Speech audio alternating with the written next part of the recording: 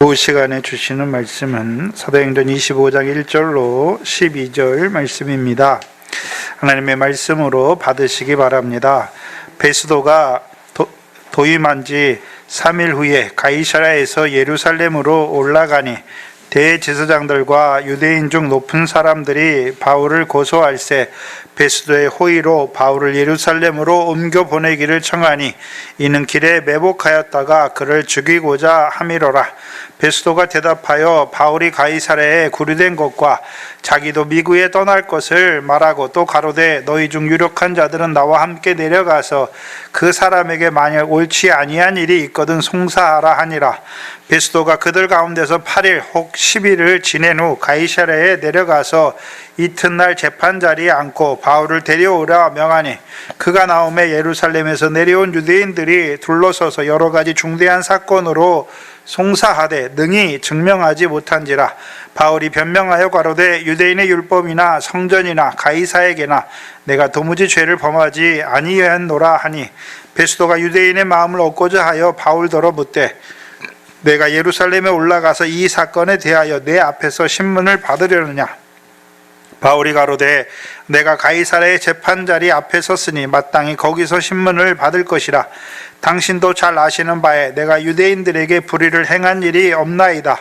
만일 내가 불의를 행하여 무슨 사죄를 범하였으면 죽기를 사양치 아니할 것이나 만일 이 사람들의 나를 송사하는 것이 다 사실이 아니면 누구든지 나를 그에게 내어줄 수 없삼나이다. 내가 가이사에게 호소하노라 한데 베스도가 배석자들과 상의하고 가로되 내가 가이사에게 호소하였으니 가이사에게 갈 것이니라 하니라. 아멘.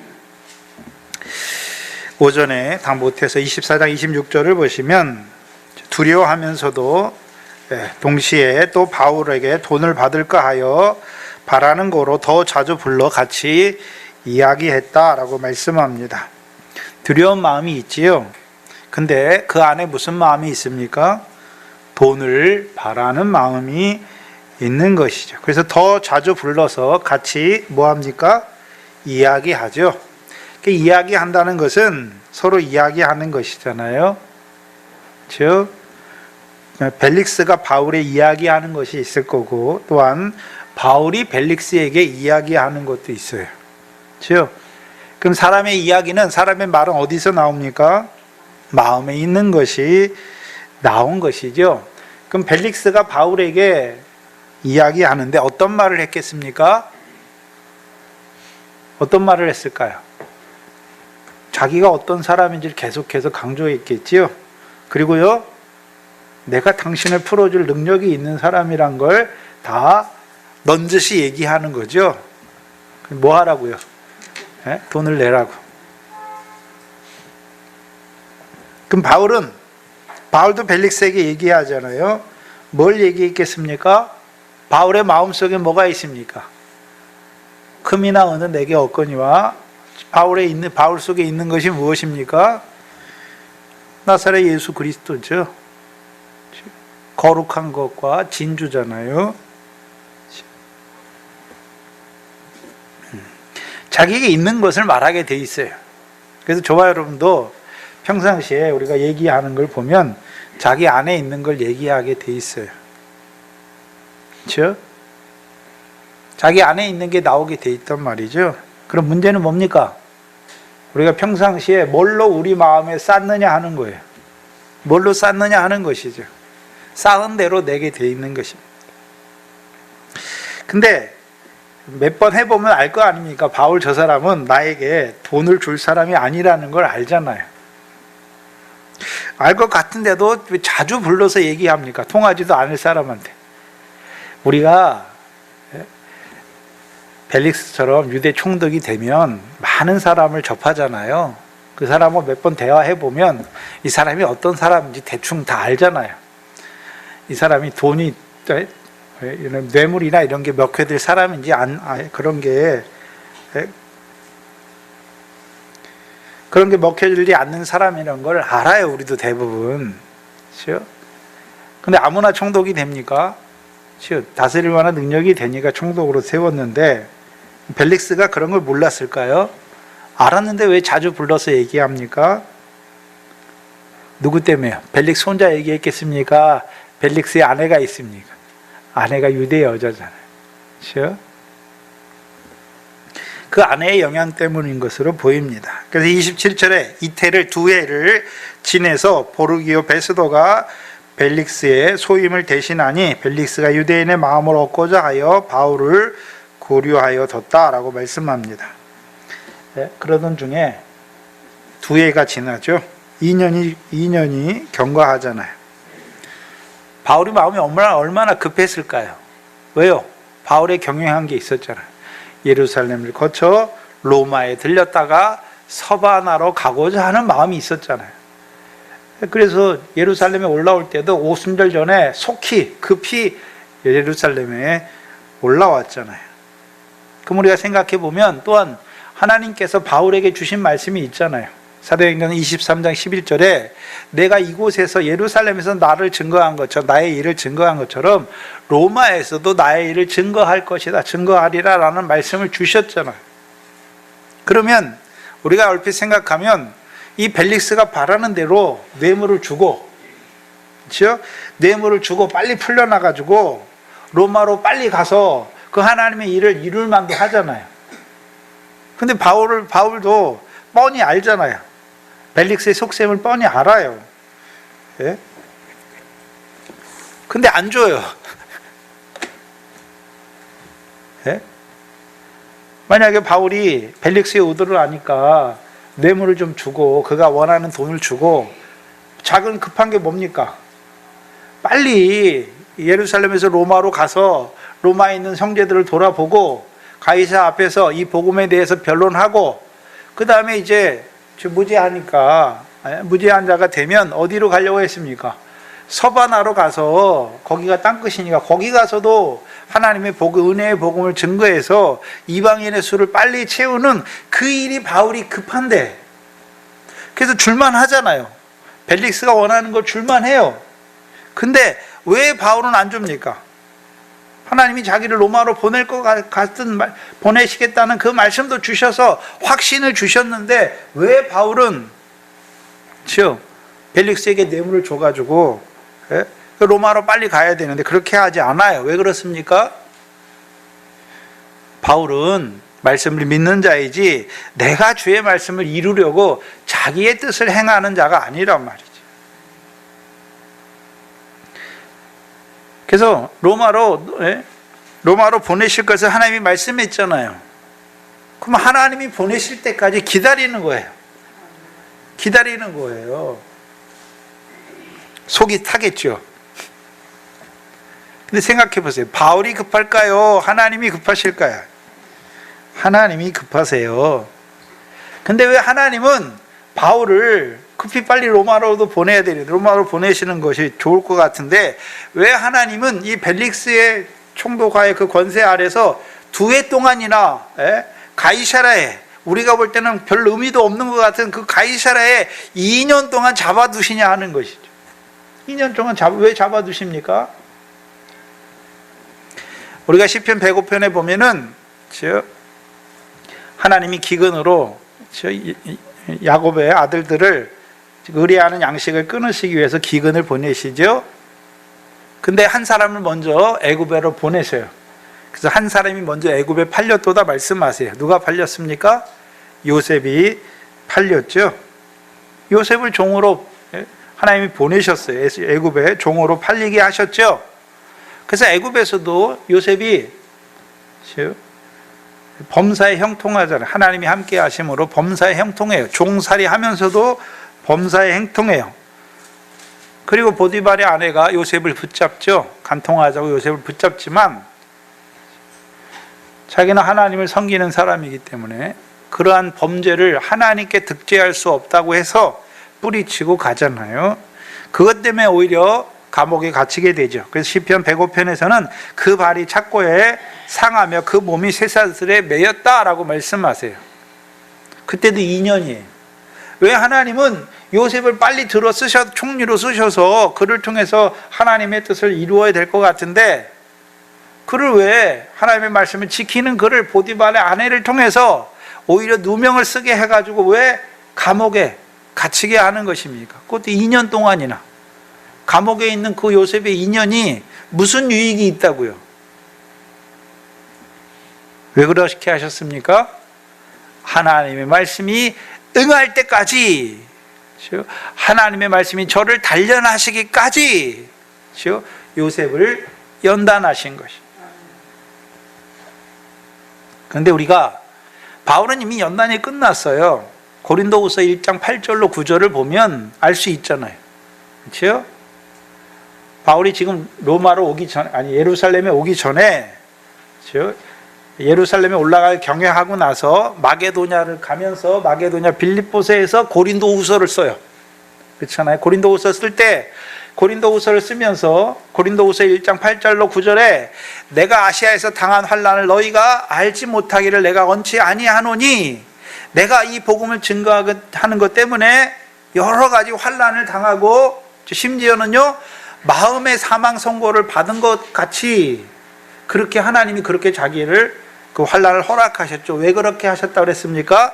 이는 자기를 의뢰하지 말고 죽은 자 가운데서 자기를 살리실 하나님만을 의뢰하게 하시려. 그래서 바울은 이미 예루살렘에 오기 전에 어떠한 사경이나 환경 속에서도 바울은 자기를 의지하는 것이 아니라 오직 죽은 자를 다시 살리시는 하나님만을 의지하는 자입니다. 하나님만을 의지하는 자잖아요. 그런데 왜 2년의 세월 동안 그를 왜 가이사랴에 가두었는가 하는 것이죠. 하나님이 하신 일이란 말이죠. 왜 가이사랴에 묻고 싶습니까?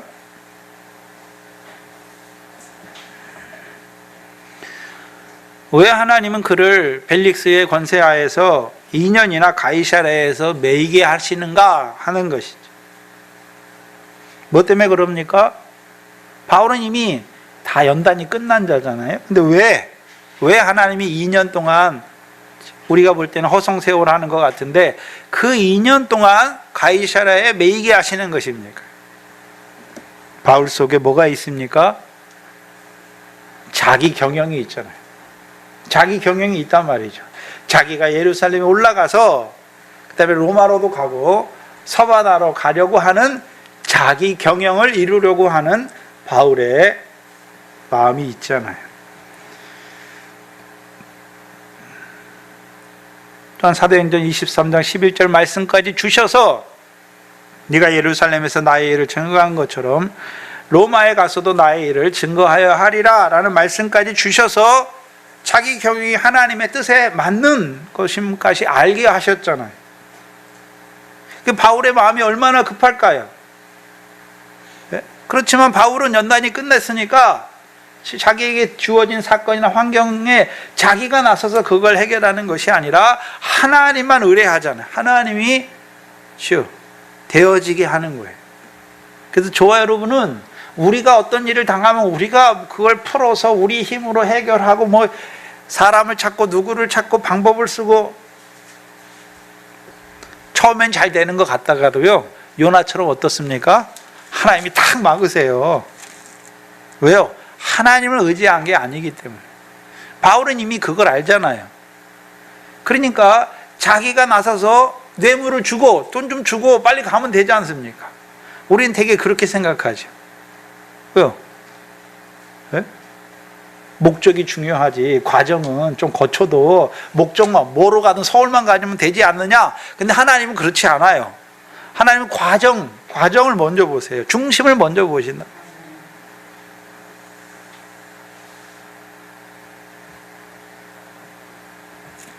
그 2년의 가이사랴를 통해서 바울이 가지고 있던 자기 경영을 다 내려놓게 하시는 거예요. 내려놓게 하시는 거예요. 요셉의 2년은, 요셉의 감옥에서의 2년은 요셉이 사람을 의지하는 그 마음을 다 내려놓게 하신 거예요. 괜찮아요? 술 맡은 관원장 꿈을 풀어주면서 당신이 회복되거든 바로에게 말해서 나는 이런 죄를 범한 자가 아니라고 좀 얘기를 해달라고 그러잖아요. 근데 하나님 어떻게 합니까? 그 술 맡은 관원장이 그 요셉의 그 일을 다 잊어버리게 하잖아요. 왜요? 요셉이 그렇죠. 술 맡는 관원장이 복직됐으니까 기다릴 거 아닙니까? 저 사람이 나를, 그래도 술 맡은 관원장이면 바로의 목숨줄을 쥐고 있는 사람이에요. 바로가 가장 신임 많은 사람이죠. 보디발보다 더 신임 많은 사람이잖아요. 예전에 독살이 많잖아요, 왕들이. 그러니까 자기 최 측근에 누굴 둡니까? 떡 맡은 관원장, 음식을 관할하는 관리고, 술 맡은 관원장, 자기가 가장 신이 많은 자를 두는 거잖아요. 근데 자기가 가장 신이 많은 그 술 맡은 관원장이 자기에게 요셉에 대해서 얘기하면 바로가 어떻게 합니까? 대부분 다 들어주게 돼 있어요. 근데 하나님이 어떻게 합니까? 그 술 맡은 관원장이 요셉의 일을 아예 다 깜깜하게 잊어버리게 한 거예요. 근데 요셉은 감옥에서 어땠을까요? 기다리는 거잖아요. 이 사람이 복직됐는데, 한 3일을 지나고 나 복직됐는데 내 얘기를 아직 안 했을래나? 좀 바쁘니까 안 했겠지? 예? 한 달이 지나고 1년이 지나고 점점 어떻게 합니까? 잊어버렸나 보구나. 예? 그러면 이제 마음이 바뀌는 거예요.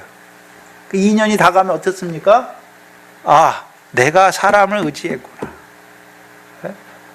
내가 하나님을 의지 아니하고 사람을 의지했구나. 그 사람을 의지하는 마음이 다 끊어지고 나서 이제 하나님이 그 술 맡은 관원장을 통해서, 바로의 꿈을 통해서, 술 맡은 관원장을 통해서 요셉을 기억하게 하시는 거예요. 그게 하나님의 섭리예요.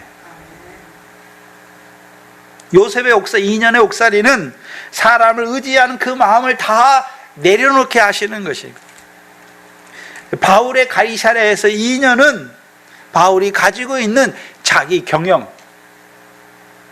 그거 어떻게 합니까? 다 내려놓게 하시는 거예요.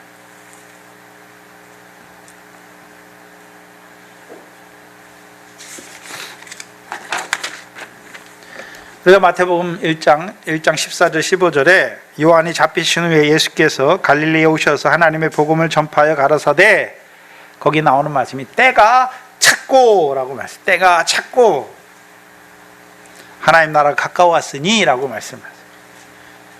회개하고 복음을 믿어라. 때가 찼다는 말씀이 있어요. 갈라디아 4장 4절에서요, 때가 참에 하나님이 그 아들을 보내시되 여자 아래서 나게 하시고 율법 아래 나게 하셨다라는 말씀이 있어요. 그럼 하나님은 뭐가 차기를 기다리십니까? 때가 차기를 기다리시는 거예요. 2년이나. 네? 하나님의 때가 차기를 기다리시는 것이죠. 그래서 우리가 잘 아는 가장 대표적인 때, 하나님이 때를 정하셨잖아요.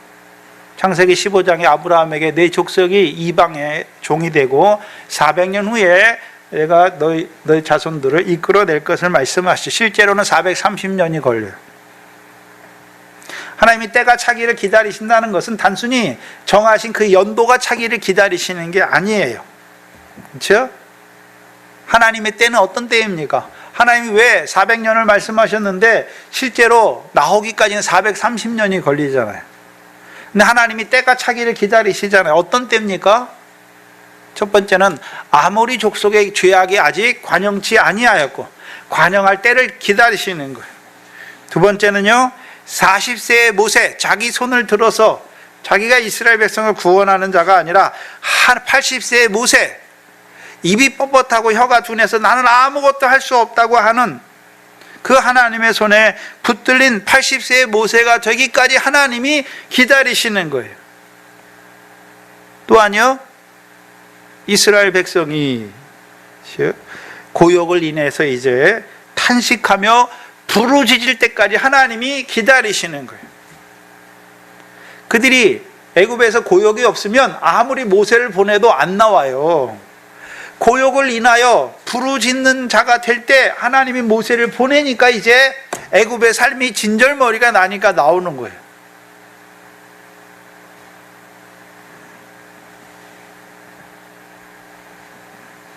그럼 바울에게 있어서 가이사의 2년은 하나님이 때가 차기를 기다리시는 거예요.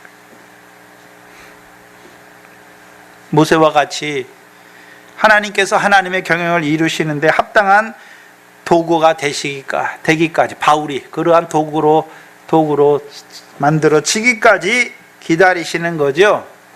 바울이 자기 경영을 다 내려놓기까지 기다리시는 거예요.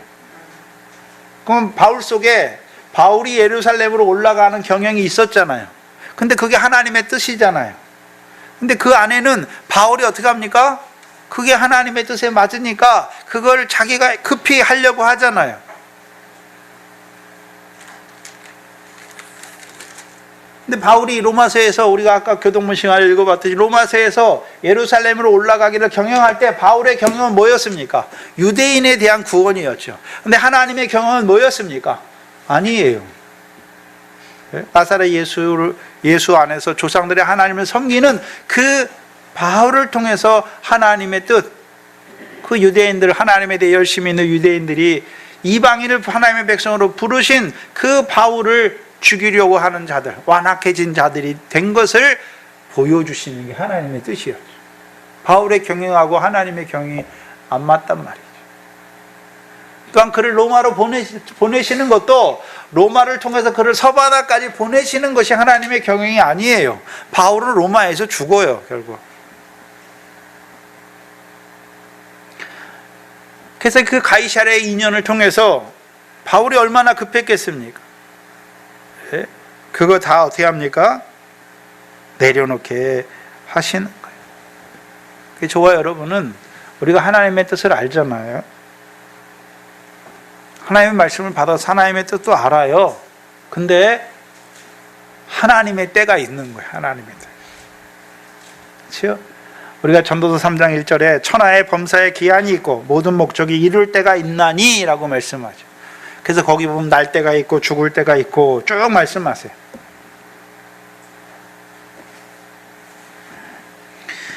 그래서 하나님이 모든 것을 지으시되 때를 따라 아름답게 하셨고 또 사람에게 영혼을 사모하는 마음을 주셨죠.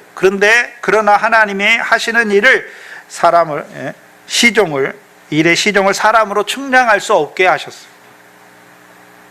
하나님의 계시로만 하나님이 하신 일을 알게 하세요.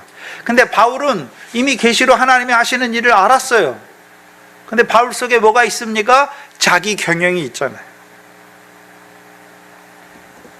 그 경영을 다 내려놓게 하시는 거예요. 저와 여러분은 하나님의 때를 사는 거예요. 우리의 때를 사는 것이 아니라 하나님의 때를 살아가는 거예요, 단지. 그게 가이사랴에서의 인연이에요. 바울의 인연이에요. 25장 1절에 보시면 베스도가 부임한 지 3일 후에 가이사랴에서 예루살렘으로 올라갔다. 유대 역사가 요세푸스에 의하면 벨릭스는 그 전 총독, 베스도가 오기 전에 벨릭스 총독이었잖아요. 벨릭스가 왜 그 총독이 바뀌잖아요. 교체돼서 바뀌는 건데 왜 바뀌냐 하면 이 벨릭스가 총독으로 재직할 때 가이사랴에서 폭동이 일어나요. 큰 싸움이 일어나요. 유대인들과 수리아인들 사이에서 싸움이 일어나요. 근데 그것을 이 벨릭스가 무자비하게 진압해요. 그러면 이 벨릭스는 바울을 통해서 절제에 대한 강론을 들었잖아요. 근데 믿었습니까? 믿지 않습니까? 믿지 않는 자가 된 걸 보여주시죠. 그래서 그것을 잔인하게 진압해요. 그게 이제 로마에까지 유대인들이 상소를 올려요. 그래가지고 로마에서 황제가 그걸 알아요. 그때 황제가 네로 황제예요. 그 네로 황제는 54년부터 68년까지 즉위하는데 54년에서 59년까지는 로마의 황금기를 이끌어요. 문화나 예술이나 모든 면에서. 그렇죠? 처음 제2기간에는 아주 잘 다스려요, 로마를. 왜요? 이 네로의 스승인 세네카와 그 다음에 근위대 총사령관 브루스의 영향력 하에서, 어릴 때에는 그들의 하에서 그들의 말을 따라서 로마를 다스리니까 아주 잘 다스려요. 근데 59년부터는 바뀌어요. 왜요? 자기가 천재인 줄 알고, 자기가 정말 신인 줄 알고 그렇게 행동하게 되는 것이죠. 그래서 이 벨릭스가 그 사건에 대해서 이제 황제에 의해서 파면을 받고 로마로 압송되어 가요. 그렇죠? 그리고 그에 대한 합당한 벌을 받아야 되는데 그 형 팔라스가 있었잖아요. 그 형이 권세가 있었죠. 그 형이 네로에게 간청해서 처벌을 면하게 돼요. 이제 그 대신에 온 사람이 누구냐 하면 오늘 본문에 나오는 베스도예요. 베스도. 그렇죠? 보르기오 베스도. 근데 이 베스도에 대해서는 성경에 역사적으로나 이가 어떤 사람인지 잘 기록되어 있지 않아요. 이 사람이 대략 총독으로 3년 정도 재위해요. 그래서 59년에서 62년에. 그래서 58년에 이 베스도가 그 사건에 휘말려서 로마 파면되고 로마로 압송이 돼요. 그리고 바울은 예루살렘에서 58년에 잡혔다가 59년까지 이태를 잇는 거죠. 58년과 59년에. 그리고 베스도가 총독으로 59년에 부임해서 62년에 총독에서 사망하면서 또 다른 총독이 바뀌게 돼요. 그 가이사랴에서 총독으로 부임하고 3일 후에 예루살렘에 올라가죠. 왜요? 자기가 다스려야 될 유대 총독이니까. 유대를 관할하고 있잖아요. 그 유대를 다스리려면 유대의 지도자들과 관계가 좋아야 되잖아요. 대제사장 서기가 사내들인 공회와 만나기 위해서, 그들과 좋은 관계를 유지하기 위해서 예루살렘으로 올라가요. 그 총독들의 관저는 다 가이사랴에 있어요. 가이사랴. 예루살렘이 없어요. 예루살렘엔 천부장만 보내놓고, 그래서 특별한 일이 있을 때, 6월절이나 오순절 이렇게 행사가 있을 때 그때는 친히 올라가요. 근데 대부분의 총독들의 관저는 가이사랴에 있어요. 가이사랴 헤롯궁에 있어요. 그래서 3일 만에, 가이사랴에 온 지 3일 만에, 부임한 지 3일 만에 예루살렘에 올라가요. 올라갔더니 2절에 대제사장들과 유대인 중 높은 사람들이 바울을 고소하잖아요. 고소. 그렇죠? 벨릭스 총독 하에서는 자기들의 뜻을 이루지 못했잖아요. 근데 새로운 총독이 왔어요. 그러니까 다시금 고소하잖아요. 왜 고소할까요?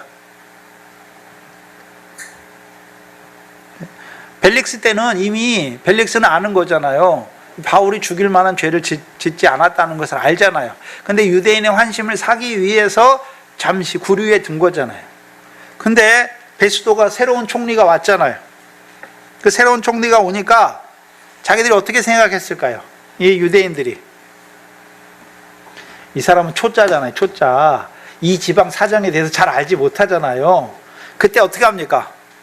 이 사람들이, 이 유대 총독으로 온 사람들이 자기들의 도움이 있어야, 자기들하고 좋은 관계를 맺어야 유대 나라를 다스릴 때도, 그렇죠? 어떤 사건이나 이런 거 없이 잘 다스릴 수 있잖아요. 그러니까 유대인 지도자들에게 환심을 사야 되는 거죠. 물론 유대 지도자들도 로마 총독에게 잘 보여야 되지만, 로마 총독도 유대 지도자들에게 잘 보여야 되는 거예요. 그러니까 처음 왔으니까 뭘 모르잖아요. 그때 자기들이 요구하는 거 막 올리면, 호의 때문에 그 사람들이 들어주면, 그렇죠? 뭘 모르니까 들어주면 좋은 거잖아요. 자기들의 뜻을 이루려고 하는 거잖아요. 우리가 회사에서도 그렇고 어디 처음 가면 거기가 어떻게 돌아가는지 처음 가서는 잘 모르잖아요. 모를 때 어떻게 합니까? 모를 때 급한 민원서류나 막 이런 거 집어넣으면 그냥 통과할 수도 있잖아요. 이 사람이 모르니까. 그걸 노리는 거예요. 그래서 우리가 사도행전 고린도에 있을 때 총독이 바뀌니까 유대인들이 빨리 가서 고소하잖아요. 총독이 바뀌었으니까. 그거랑 똑같은 거예요. 고소하는데 세 가지 문제로 고소하죠. 8절에 보면 바울이 변명하여 가로되 유대인의 율법이나 성전이나 가이사에게 내가 도무지 죄를 범하지 아니하였도다.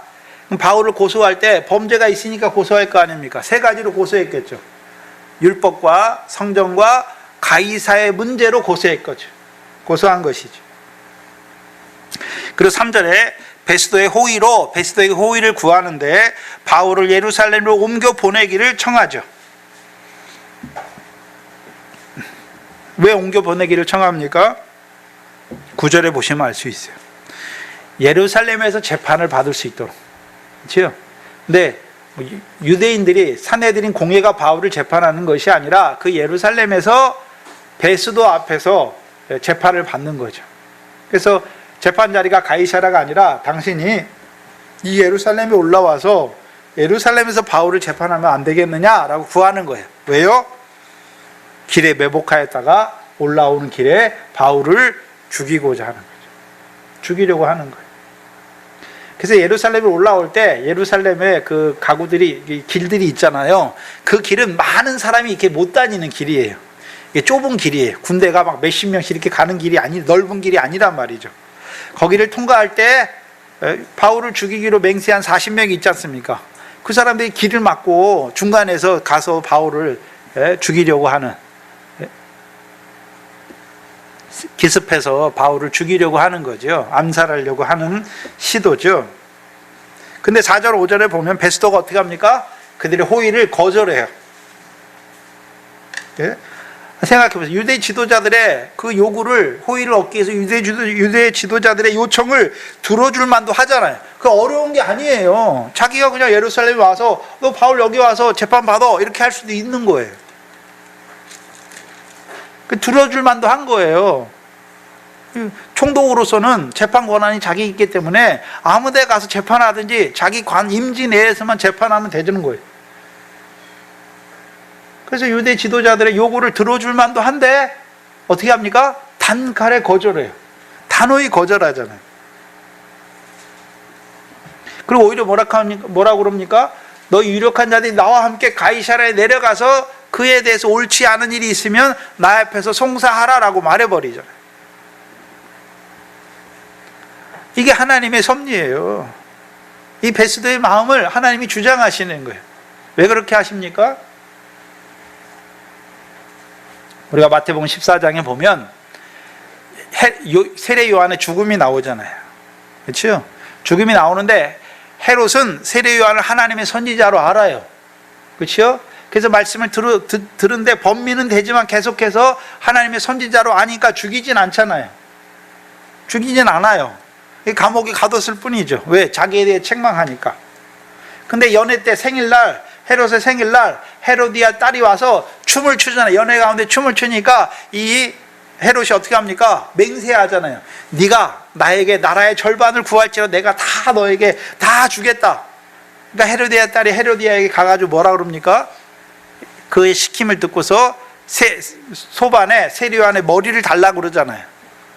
근데 이 헤롯은 주기 싫었어요. 근데요, 자기의 맹세한 것과 약속한 거죠. 약속한 것과 자기의 함께 앉은 사람들의 위신을 생각해서 세례요한의 목을 주라 하잖아요. 죽이기 싫어요.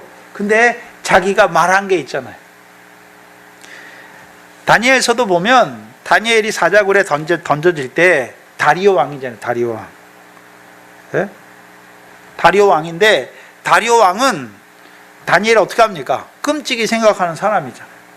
다른 신하들보다 훨씬 뛰어나요. 그래서 다른 신하들이 와가지고 바울을, 다른 거에서는 바울이 틈이 없잖아요. 그러니까 율법에 고소하잖아요. 율법을 통해서 그를 올무에 들게 하려고 그러잖아요. 그래가지고 왕 위에 다른 신에게 절하는 사람은 다 죽이기로 하자, 사자굴에 던져놓기지 하자. 그래가지고 왕에게 가서 어떻게 합니까? 푸는 거죠.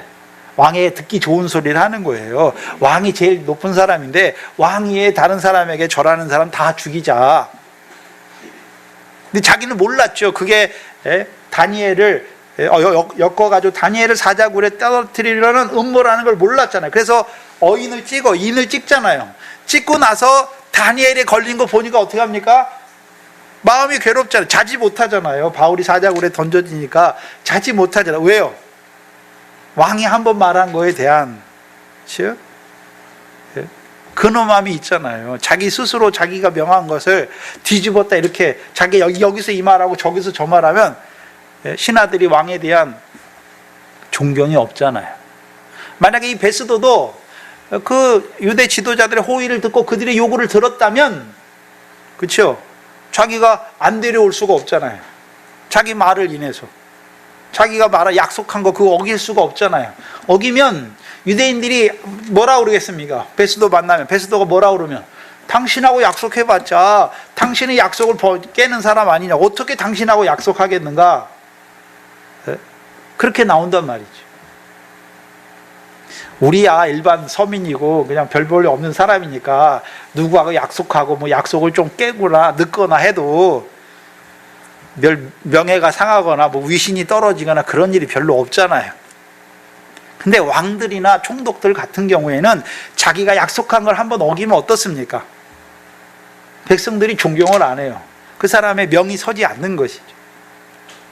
만약에 여기서 베스도가 유대인들의 호의를 얻으려고 그들에게 그래 그러면 좋다 이렇게 했다면 어떻게 됐을까요? 바울은 예루살렘에 올라가야 돼요. 근데 어떻게 하십니까? 하나님이 막으시는 거죠. 하나님이 막으시는 거예요. 그래서 바울이 예루살렘에 올라올 때부터 유대인들은 바울을 죽이려고 하지만 하나님께서는 이방 권세인 로마의 천부장과 로마의 총독들을 들어서 바울을 어떻게 하십니까? 보호하시는 거예요.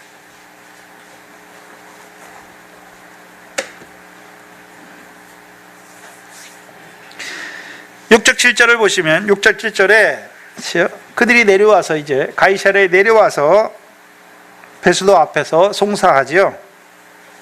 송사하되 능히 증명하지 못하죠.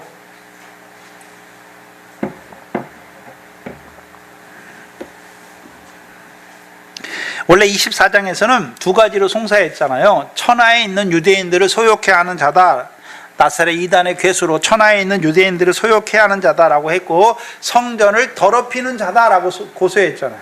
근데 오늘 본문을 보면 8절에 바울이 변명하는데 세 가지로 변명하죠. 내가 유대인의 율법에 대해서, 성전에 대해서, 가이사에 대해서 내가 아무 죄를 범하지 아니하였다라고 말해요.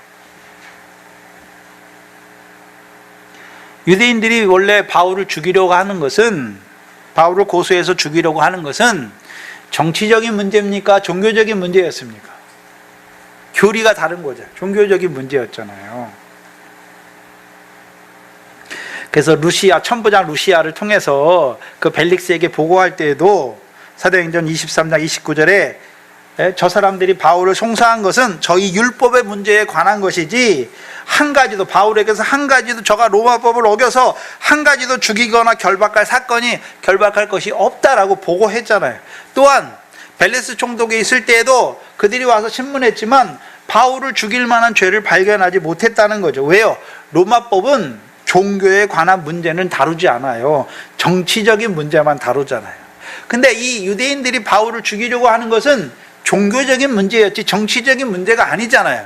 근데 종교적인 문제만 가지고 가서 바울을 고소하면 이 사람들이 들어줄 리가 없는 것이죠. 그러니까 종교적인 문제를 정치적인 것과 결부시켜서 바울을 고소한 거예요. 그게 뭡니까?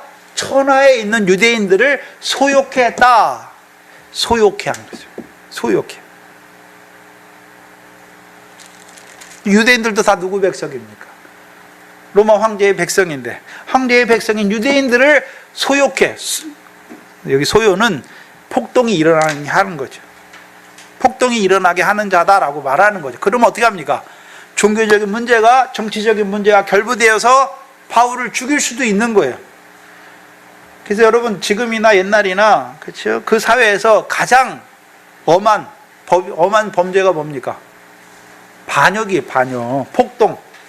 폭동이잖아요. 폭동. 이거는 뒤도 볼 거 없어요. 폭동을 일으켰다는 것은 반역이에요. 그건 바로 죽는 거예요. 거기에 거는 거잖아요. 지금.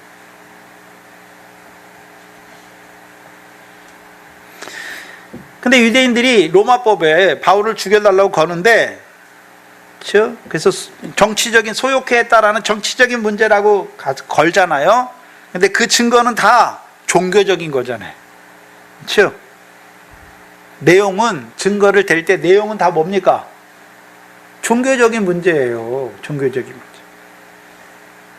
문제. 총독들의 입장에서 볼 때는 25장 18절 19절을 보시면 25장 사도행전 25장 18절 19절 보세요.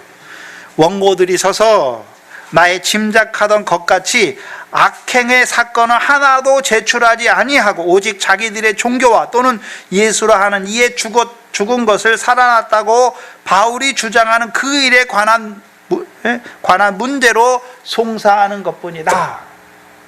바울이 여기서 악행은요, 소요를 일으키거나 로마의 해가 되는 그런 범한 범죄는 없고 악행을 행한 것은 없고 단지요 종교적인 문제잖아요. 또 예수라는 사람이 죽었다가 다시 산 것을 바울이 증거하는 그것 때문에 그렇죠, 유대인들이 송사하는 거잖아요. 그래서 로마법에서는 로마의 이 재판관들은 바울을 봤을 때, 기독교인들을 봤을 때 이 사람이 죽일 만한, 로마법으로 봤을 땐 죽일 만한 죄가 없는 거예요. 그럼 예수님은 왜 죽었습니까? 예수님이 왜 죽었나요? 예수님 당시에도 빌라도는 분명히 뭐라 그랬습니까? 이 사람은 죄가 없다 하는데 대제사장과 그 무리들이 모여있는 무리들이 백성을 움직였잖아요. 움직여 선동해가지고 어떻게 합니까? 저 사람이 왕이라 했으니까 당신은 저 사람 안 죽이면 당신은 가이사의 충신이 아니다라고 말하잖아요. 빌라도의 가장 약점을 건드리는 거잖아요. 저 사람이 유대인의 왕이라고 하는데 너가 저 사람 안 죽이면 가이사의 충신이 아니다라고 말하니까 어쩔 수 없이 내어주는 거지.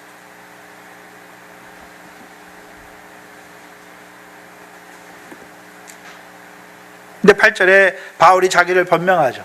내가 유대인의 율법이나 성전이나 가이사에게 내가 도무지 죄를 범하지 아니하였도다. 전에 벨릭스 앞에서 얘기하던 거 다 다시 얘기했겠죠. 예? 나는 율법과 선지자의 글을 믿는 사람이 어떻게, 그렇죠?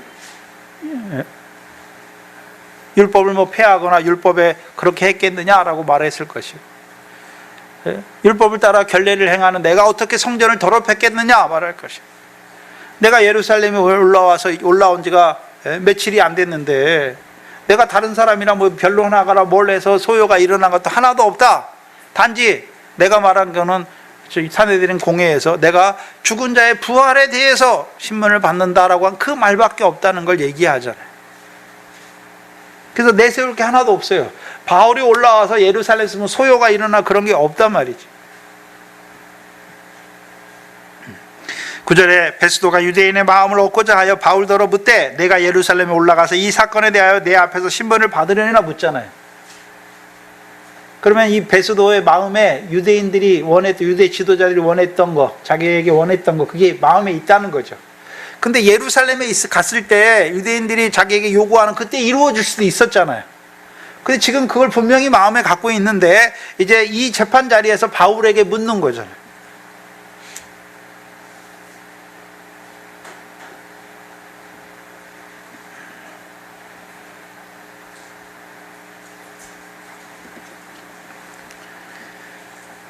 바울에게 물어요. 예루살렘에 올라가서 이 사건에 대해서 내 앞에서 신문을 받겠느냐라고 묻지요. 근데 우리가 그 앞에서, 사도행전 바로 앞에서 바울을 죽이기 전에 아무것도 먹지 않기로 굳게 맹세한 사람들이 40명이었죠. 근데 그들의 맹세가 진짜 맹세입니까? 거짓 맹세입니까? 거짓 맹세잖아요. 바울이 이태 동안 살았는데 바울이 죽기까지 안 먹었다면 다 죽었어야 되잖아요.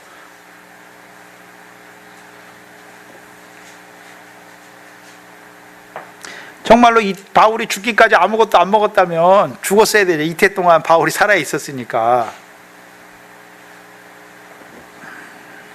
바울이 가이사라에 있는 로마 총독의 그 감옥에 있잖아요. 그 보호 아래 있으니까 그걸 건드는 것은 어떻게 되는 것입니까? 로마에 반역하는 거예요. 그런데 예루살렘에 올라오다가 길 중에 기습한 것은 어떤 바울을 죽이기를 원하는 사람들이 죽였다라고, 로마가 이 지도자들이 다 일으켜서 로마에 대항한 것이 아니라 어떤 사람이. 그렇죠? 그래서 우리가 요즘에 지난 정부에서 많이 나왔잖아요. 뭐만 하면 정부에서 한 것이 아니라 개인적 일탈로 몰아붙일 수 있는 거죠. 다 그래, 세상이. 정권 차원에서 해놓고 말할 때는 뭐라 그럽니까? 한 공무원의 개인의 일탈이다라고 말해버리는 거예요. 똑같은 거예요. 똑같은 방법을 쓰고자 하는 것이죠.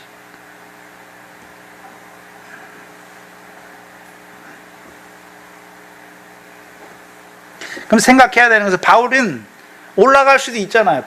예루살렘에 올라갈 수도 있잖아요. 올라가서 한 번 더 그들에 대해서 복음을 증거할 기회를 얻을 수도 있잖아요. 자기를 변호하면서 복음에 대해서 한 번 더 증거할 수도 있잖아요. 왜요? 로마서를 쓸 때, 예루살렘에 올라가기를 경영하면서 로마서를 쓸 때 유대인들을 향한 그들의 구원을 위해서 자기 마음에 근심과 고통이 있었잖아요. 그렇죠? 또 그걸 위해 올라갔잖아요. 근데 이제 예루살렘에 올라가서 너를 변호하라고 말하는데도 바울이 어떻게 합니까? 거절해요. 거절. 왜 거절합니까? 유대인들의 의도를 알고 있잖아요. 그 유대인의 의도를 안다는 것은 유대인들이 단지 율법에 열심히 있는 유대인들이 자기를 죽이려는 그 의도만 말하는 것이 아니에요. 유대인들이 어떠한 자들이 된 것을 보고 있습니까? 로마서를 쓸 때는 이방인의 충만한 수가 차기까지는 유대인 중에 덜어는 완악하게 됐다라고 말했는데, 이제 예루살렘에 올라와서 유대인들이 하는 것을 보고서는요, 이제 덜어는 완악하게 됐습니까? 하나님에 대해 열심히 있는 유대인들은 다 완악하게 된 걸 보고 있습니까? 다 완악하게 된 자들인 것을 보고 있는 것이죠. 이제 그들에게는 복음을 다시 증거해도 그들이 듣지 않고 귀머거리 독사가 되어서 도리어 대적하고 회방하고 죽이려는 자들이 된 것을 안 것이죠.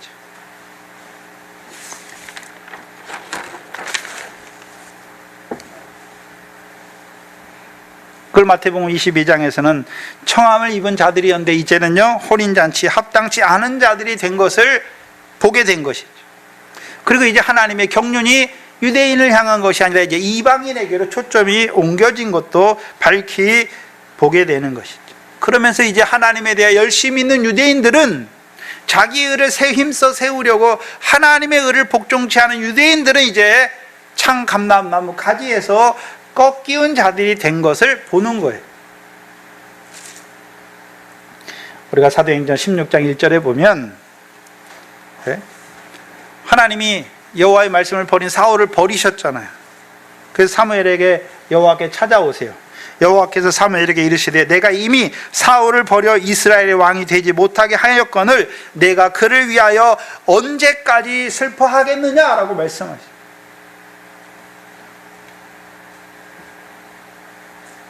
이걸 바울에게 적용해 보면 하나님이 이미 하나님에 대해 열심하는 유대인들을 버려 참 감람나무에 꺾으신 것을 바울이 뭐하고 있습니까? 보잖아요. 보니까 이제 그 유대인들을 향한 고통이나 근심이 없어졌어요. 이제 예루살렘에 올라갈 때는, 그렇죠? 로마서 9장에서 그 이스라엘 구원을 위한 자기 근심과 고통과 10장에서는 이스라엘을 향한 자기의 간구와 소원이 있는 것을 말하는데, 이제는요, 예루살렘에 올라가서 다시 한번 그들에게 만약에 그 고통과 이스라엘에 대한 구원의 소망과 간구가 있었다면 다시 한번 그들에게 가서 복음을 증거할 만도 한데, 올라갈 기회잖아요. 그들 앞에서 복음을 증거할 기회잖아요. 근데 거절해. 바울이 오히려 올라가지 않아요. 뭘 알고 있습니까? 저들은 완악하게 되어서 창 감람나무에서 꺾이운 자들이 된 것을 보는 거예요. 그러니까 이제 예루살렘에 올라가지 않아요.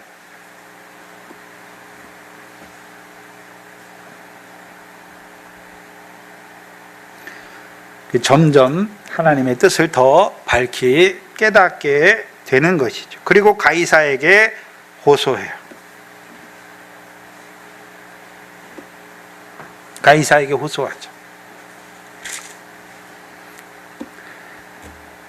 그렇다면 우리 생각해 봐야 되잖아요. 벨릭스 총독 2년 기간하에 이태를 가이사랴에 잡혀 있었잖아요. 그때도 벨릭스에게 나 가이사에게 소원한다, 나 가이사에게 재판받기를 원한다, 이렇게 말할 수도 있었잖아요. 근데 그렇게 하지 않았어요. 그렇게 하지 않았단 말이죠. 왜요? 그 이때 동안 바울은 어떻게 생각했을까요? 가이사랴에 있을 때 분명히 자기가 무죄인 걸 알잖아요. 로마법에 의하면. 그걸 총독들도 알아요. 그리고 또 하나님이 자기를 로마에 보내신다는데, 그렇죠? 가이사에서 무죄로 석방되게 하셔서 보내시는 거로 알았어요. 그래서 자기가 이제 가이사랴에서 이제 풀려나면, 하나님 풀어주시면, 그렇죠? 자기가 여행하잖아요. 또 여행할 때 기존에 세운 교회들을 돌아보면서 또한 복음이 안 들어간 곳에는 가면서 로마로 가면서 어떻게 합니까? 로마로 가면서 자기가 복음을 전하면서도 로마서로 가는 거잖아요. 그렇게 로마로 갈 줄 알았죠. 근데 베스도 총독이 임하니까 유대인들이 다시 고소하잖아요. 예? 그래서 예루살렘에 올라가서 재판하자라고 말하잖아요. 예? 그때 바울의 입에서 무슨 말이 나오는 것입니까? 내가 가이사에게 호소하겠다. 가이사의 재판 자리에서 재판을 받겠다라고 말하죠. 뭘 깨달은 것입니까? 나를 자유케 해서 하나님이 내가 로마로 가는 도중에 내가 가고 세운 교회를 다 돌아보고 또 복음을 증거하지 않은 곳에 가면 또 가면 복음을 증거하면서 가는 길이 아니구나. 죄인으로서 로마로 보내시는구나. 그걸 깨닫게 되는 거예요. 바울이 생각지도 않은 방법으로 하나님이 바울을 로마로 보내세요. 그렇죠? 바울을 로마로 보내세요. 장단점이 있어요. 만약에 바울이 자유하는 몸으로 로마로 갔다면, 가이사한테 호소하지 않았다면 가이사 앞에 가서 어떻게 복음의 말씀을 증거하겠습니까? 없어요. 증거할 기회가 없어요. 또 바울이 자유하는 몸으로 갔다면 자기가 여행 계획을 짰겠죠. 또 어디로 가서 어디로 가고 어디 교회들도 돌아보고 또 어디 가서 복음을 전하고 이러면서 가지. 그 얼마나 오래 걸릴까요? 근데 하나님의 방법은요, 주 예수의 몸으로 가이사의 재판 자리에 서게 하시는 거예요. 그걸 깨닫게 되는 거예요. 생각지도 않은 방법. 저와 여러분이 인생을 사는데 하나님의 때가 있어요. 우리의 때를 사는 게 아니에요. 하나님의 때가 있잖아요. 또한 우리가 생각지도 못한 방법으로 하나님께서 우리에게 이루어 가신 일들이 너무 많아요. 우리가 생각한 대로 인생을 계획하고 사는 것 같죠? 돌아보세요. 여러분이 생각하고 계획한 대로 된 게 있습니까? 우리가 생각하지 못하는 방법으로 하나님은 우리를 그렇게 인도해 가시는 것입니다. 왜요? 우리가 하나님께 가는 거예요. 주께서 우리의 목자가 돼서 우리를 오늘도 영광의 보좌 우편으로 인도하시는 거예요.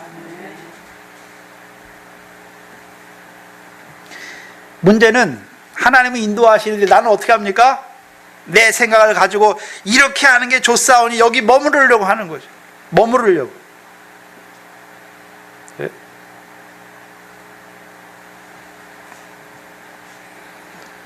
힘이 센 나귀와 같이 끌어도 안 오려고 버티고 있는 거죠. 내려놓으시면 우리의 모든 것을 내려놓으면, 너희의 경영을 하나님께 맡기면 하나님이 어떻게 하십니까? 하나님이 이루어 가세요. 하나님.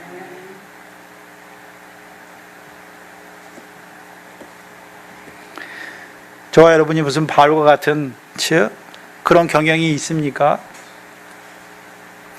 바울과 같이 그렇게 거룩하고 그런 경영이 없지만, 그래도 우리에게 주신 말씀을 통해서 우리에게 보여주신 것이 있죠. 우리에게 하나님이 약속하신 것이 있죠. 그렇다면 내려놔야죠. 내려놔야 되는 것이죠. 내려놓게 하시는 거예요. 그게 때가 차게 하시는 거예요. 오늘도 하나님의 때를 살아가시고 다 내려놓으셔서 하나님께서 인도하시는, 하나님께서 우리가 생각지도 못한 방법으로 인도하시는 그 인도를 받으시는 저와 여러분 되시기를 주의 이름으로 축원합니다. 기도하겠습니다. 하나님 아버지 감사합니다.